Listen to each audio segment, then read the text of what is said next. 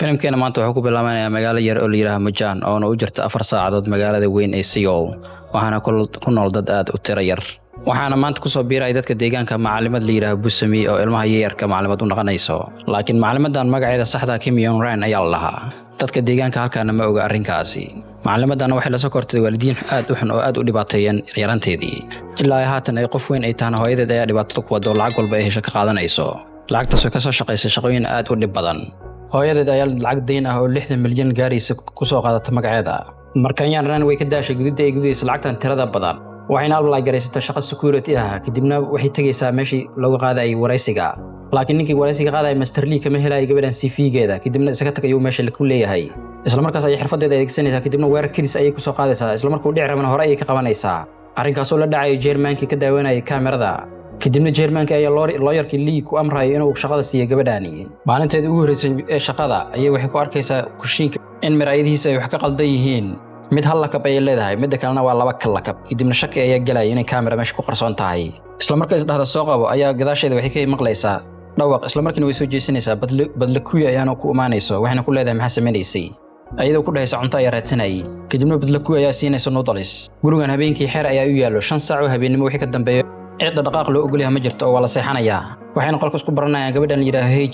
Heiji Young Ran intay maqnayd ay borsadeeda baartay Young Ran markay ogaatay kama aan xanaaqani sida darteed Heiji waxay doonaysaa inay gabadhan la saaxiibto Young Ran subaxdii hiirada ay ka soo kacaysaa si uu soo basoo waxay aragtay inay kamera tahay in kale intayna bixin ka horna waxay isku hubinaysaa Heiji inay soo jeeday in kale kadibna kushiinka ay ku soo laabanaysaa waxayna arkaysaa kamerada meesha ku qarsooneed kameradana Jermanka ayaa meesha ku dhagsaday wuxuuna ka fiirsaday qolkiisa dambe wuxuuna halka kala socdaa dhammaan guriga wax ka socdo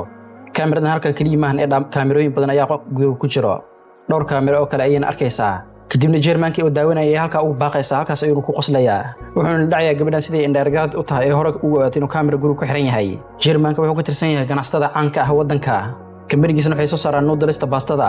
Jermanka familkiisu wuxuu ka kooban yahay hal wiil iyo 2 gabdhood wuxuuna si sax ah u dhalay hal gabar oo kamid ah gabdhaha halka gabadha kale iyo wiilka kale ay dhashay naagtiisa hore ay dhimatay familkana waa family isku kankeena asiga dhanba darawalka Jermanka ayaa Young Ran wuxuu u sheegayaa gabadha kaliya oo dhalay inay waxay ahayd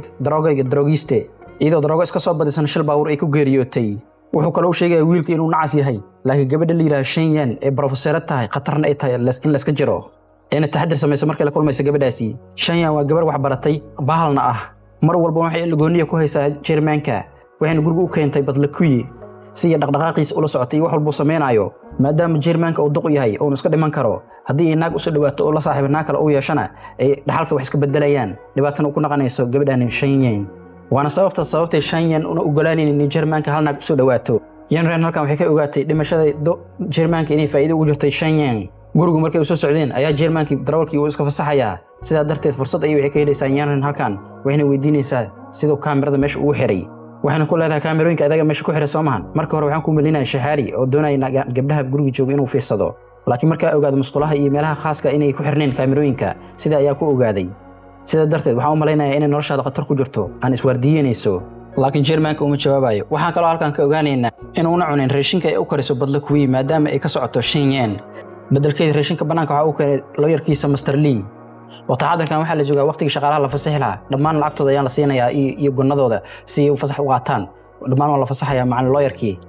laakiin guriga waxa ku harayo Young Ran oo garanayn meel kale ay aado si ku meel gaar ah in guriga iska sii joogaysa badla kuya ayaa isla markiina arrinkaas la socodsiinayso Shen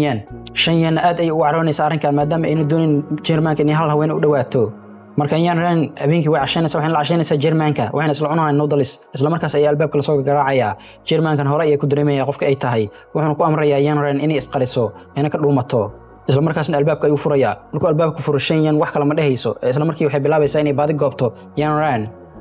qolqol ayaan u raadinaysaa ugu dambeyn qolkii markii isdhaxdo fur ay u Jermanka ka cabsanaya inay ogaato kadibna uu wacayaa laakiin isla markaas waxay leedahay sababta uu ku wacayo meeshan ay ku jirtaa wayna furaysaa laakiin way ka weynaysaa nasiib darro oo sidii rabto wax uma naqan isla markaasna way iska naqanaysaa oo iska tagaysaa markaas ay Jermanka wuxuu wacayaa Young Ran wuxuuna ku leeyahay soo raac qolkiisa khaaska iyo xafiiskiisa ay ka daba galaysaa isla markay gashana way weynaysaa meel ka baxay markaas ay darbiga ka gadaalay furmaayo albaab ayaa ka furmaayo markii gudaha u gashana waxay arkaysaa qol weyn oo shaashado fara badan oo CC camera ay ku xiran yihiin Jermankana halkan ay kula socdo dhammaan guriga wax ka dhacayo isla markaas ay wuxuu tusinayaa gabadhiisa saxda ahayd sawirkeeda wuxuuna u sheekaynayaa sidii wax u jiraan wuxuuna u sheegayaa gabadhiisa inay daroogiste ahayn ee gabar fiican ay ahayd waxbarashada u aaday darooga intay cabtana ay shal ku dhimanin laakiin la sumeeyay oo la dilay cid kale maahan ay washanyaan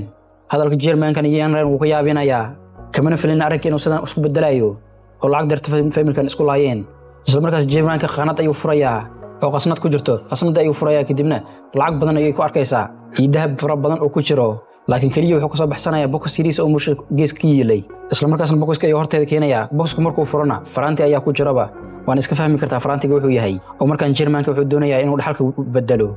gabadhan uu guursado halkan waxa nooga muuqdo Yanran dib u dham halkan inuu bilaabo doono arrinka haddii aqbashana nolol daba ay lugta la geli doonto haddaba ma aqbali doonta maxaa dhici doono qaybta kale la soco channelkana subscribe noo saar like-tana ku qabo iyo share-taba waa inuu qaybta xigto